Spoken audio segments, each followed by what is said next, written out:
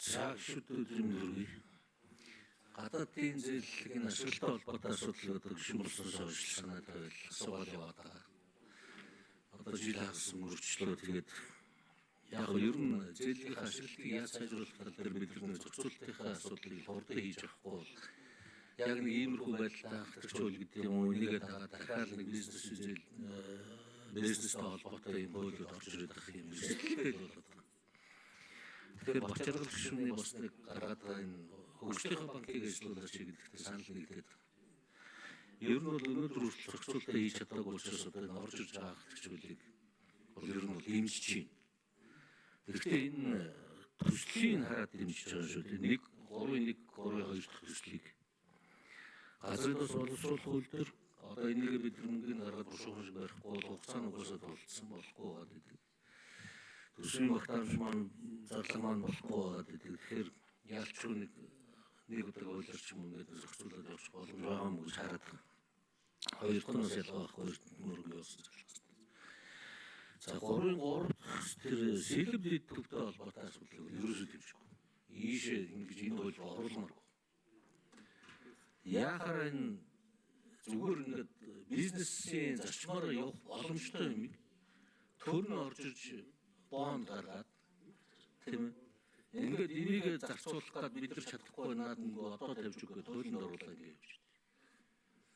Ийм байж болохгүй шүү дээ. Энэ чинь би бүтнээр нь биш энэ 3 дугаар асуудлыг яриад байна шүү.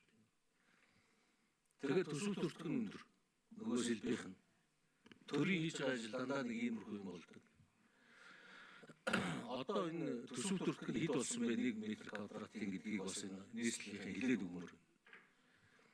Дандаа энэ зээл тусламжаар хэрэгжиж байгаа энэ орон сууцны төслүүд гэдэг юм уу юу гэдэг энэ том харууллын төслүүд чинь дандаа төсөв төртгөн өндөр. Яагаад ингэж явдгийг? Зүгээр бизнесийг байгуулахдаа зээлийн нөгөөд эсвэл хийлгээд явж болдгүй юм. Хувийн аж ахуйн нэгжүүчин 3.5 саяар метр квадратыг зараад болж исэн юм. Та бүгдийг оруулж ирсэн юм ч одоо 4.5-аас дээш болчиход тэгээд дандаа энэ захын дүүргүүдэд орон сууцны шүүн өсөөлөд энэ чинь дагаал өсөж байгаа шүү дээ.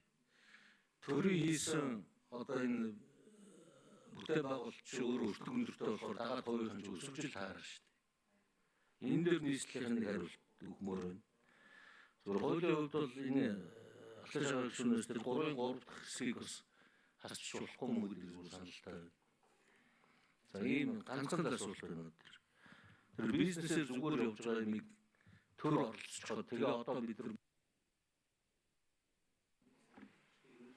Мисэл хэд номер 6 номер юм. За Батууд гүшүүний асуулт нөрлийн нийслэлийн цэцээр нэгдүгээр өргөж даваадлаа. За сэлбээр за метр квадратын үнэ бол одоо нэг зардал бол сүүлийн одоо шинжилсэн байдлаар бол 1 метр квадратна 3,950,000 орчим бол болж байгаа. Бид нар борлуулах үнэ бол 4,250,000 төгрөгөөр 1 метр квадратын бол 26 оноос бол борлуулахаар тооцож байгаа. За тухайн зах зээлийн судалгаагаар гэх юм бол шинэ орон сууцны үн 5.1-ээс 5.3 байхаар тухайд төлөвлөгдөж байгаа учраас өрсөлдөх чадвар сайтай байна гэж үзээд бол сэлбээр ингээд тооцоолоод явж байгаа. Бид нар яг сүүлд ажлын зураг, барилга өсөлт эхлээс өмнө зурган дээр өөрчлөлт хийгээд 10,063 блок 10,063 айл 498,000 ашигтай талбай байсныг 8,575 айл болж 535,000 ашигтай талбай болгож өсгсөн. За дундаж метр квадрат бол 61,172 метр квадратаар 1-3 өрөө 32.8-аас 89.1 метр квадраттай байхаар бол тооцоолсон. За яагаад хувийн шлүүдтэй өрсөлдөө сэлбээр одоо нийслэл орон сууц бариад байна гэдэг дээр яг энэ дээр хоёр шалтгаан байж байгаа.